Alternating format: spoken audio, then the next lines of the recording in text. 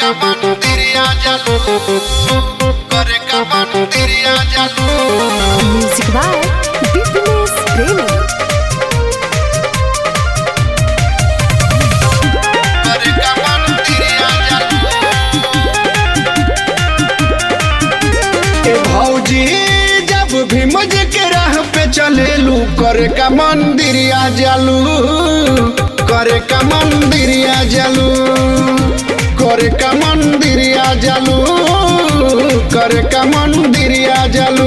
देवी देवता के छोड़े में डेरालू करे का मंदिरिया जालू करे का मंदिरिया जालू करे का मंदिरिया जालू करे का मंदिरिया जालू करे का मंदिरिया जालू। म्यूजिक बाय बिजनेस प्रेमी।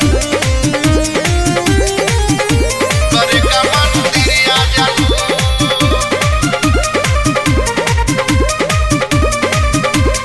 याद करा कोरे गाँव के बतिया फटाता है मछतिया वहाँ सब महार रहले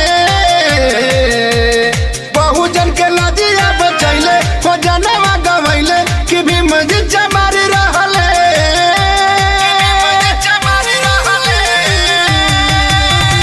याद करा कोरे गाँव के बतिया फटाता है मछतिया वहाँ सब महार रहले बहुजन के लजिया बचैले हो जनवा गवैले कि भी मजे चमारी रहले। जब पंडित से नीच कहालू करे का मंदिरिया जालू करे का मंदिरिया जालू करे का मंदिरिया जालू करे का मंदिरिया जालू करे का मंदिरिया जालू करे का मंदिरिया जालू। म्यूजिक बाय बिजनेस प्रेमी। करे का मंदिरिया जालू।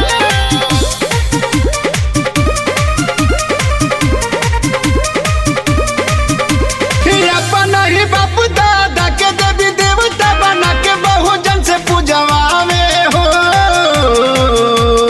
अपना के ब्राह्मण बतावे हो मंदिर में बैठी के पंडा कहावे हो पंडा कहावे हो। अपन ही बाप दादा के देवी देवता बना के बहुजन से पूजवावे हो अपना के ब्राह्मण बतावे हो मंदिर में बैठी के पंडा कहावे हो।